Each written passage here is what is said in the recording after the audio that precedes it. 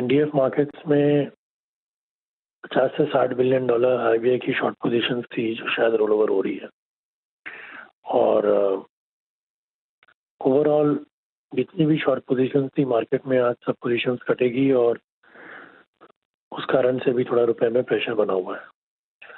और कहीं ना कहीं लास्ट 3-4 दिनों से मार्केट में एक न्यूज़ है कि शायद आरबीआई इस समय रुपए को जाने दे, क्योंकि काफ़ी हद तक उन्होंने लास्ट 1-1.5 महीने में इंटरवेंशन करके रिजर्व्स खर्च कर दिया है और एनडीएफ मार्केट्स में भी बड़ी पोजीशंस ले चुके हैं। तो शायद उस टूल से वो अब इंटरवीन ना करें, और अगर डॉलर में मजबूती आ रही है तो वो शायद रुपए को भी बहुत हद तक नहीं रोकेंगे।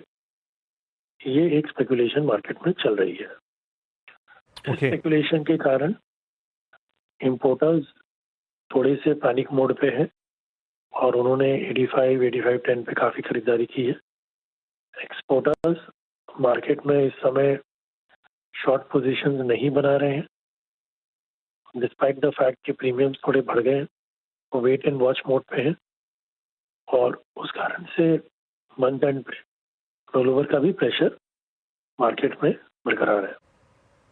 ओके अच्छा, जैसे कि आपने कहा कि इंपोर्टर्स ही पैनिक कर रहे हैं, तो आपको क्या लगता है अभिषेक जी, अगर आरबीआई अपने फॉरेक्स जो रिसोर्सेज हैं अगर यहाँ पर उसको एग्जॉस्ट ना करे अब, क्योंकि वो ऑलरेडी काफ़ी एग्जॉस्ट कर चुके हैं, तो और द काइंड ऑफ स्पेकुलेशन जो है इस वक्त, उसके चलते अब आपको रुपये की शॉर्ट टर्म ट्रेजेक्ट्री क्या अब यहाँ से मिड जैन तक 85 की लग रही है? क्योंकि अब इक्विटी मार्केट में सेल ऑफ भी तो एफआईएस का बदस्तूर कायम है।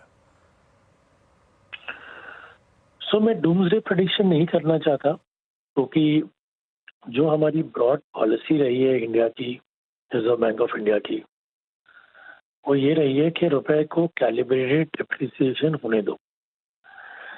अब हमेशा मार्केट में देखा गया है कि बहुत समय तक रुपए में मूवमेंट नहीं आती है, और हर 2 साल 3 साल में एक ऐसा समय आता है जब अचानक से 2-3% की मूवमेंट आ जाती है। तो ये जो मूवमेंट है ये काफ़ी नॉर्मल मूवमेंट है। यस, आज की जो मूवमेंट है 30-40 पैसे की, काफ़ी समय से देखा नहीं गया, और इस मूवमेंट से ये लग रहा है कि डेफिनेटली रुपए में जो हिस्टोरिकल लो वॉल्स चलते थे 2% के नज़दीक पे, वो वॉलेटिलिटी अब रुपए में वापस आई है। उसका ये कारण है कि आरबीआई की रिजाइम बदली है, लोगों की एक्सपेक्टेशंस आरबीआई की पॉलिसी में थोड़ी सी बदलाव का माहौल दिख रहा है लोगों को, इसलिए लोग थोड़े से पैनिक मोड में हैं। हाँ, मैं ठीक है, अभिषेक जी मैं आपकी बात समझ गया, बट ठीक है, रुपए की क्या दिशा होगी, बट हिस्टोरिकली जब भी मैंने रुपए की लेके बात करी है विशेषज्ञों से, उन्होंने कहा है कि आरबीआई कोई डायरेक्शन नहीं देगा, बट एटलीस्ट जो इंटरडे वोलेटिलिटी है रुपए की, उसको तो अपने जो रिसोर्सेज के जरिए वो थोड़ा सा रेस्ट्रिक्ट करने की कोशिश करता है। तो आप कह रहे हैं कि अब ये वोलेटिलिटी इंटरडे जो वॉल्स हैं वो काफ़ी वाइल्ड हो जाएंगी? देखिए, मेरे हिसाब से स्ट्रेटेजिक लॉन्ग टर्म पॉलिसीज बदलती नहीं है हफ्ता 10 दिनों में, only because you have seen a change in the top management in RBI.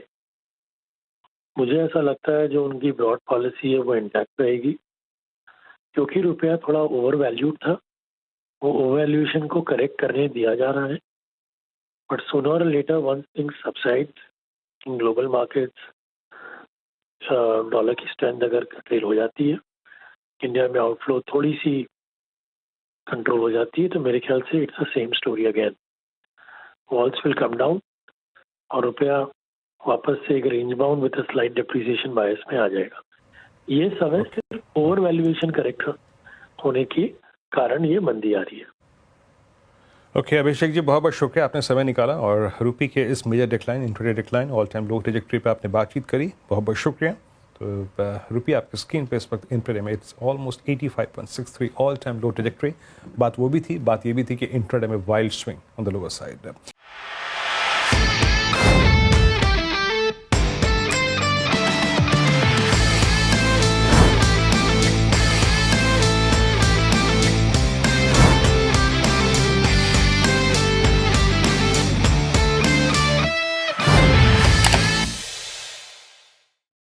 बता दें कि मनी कंट्रोल पर दिए गए विचार एक्सपर्ट्स के अपने निजी विचार होते हैं।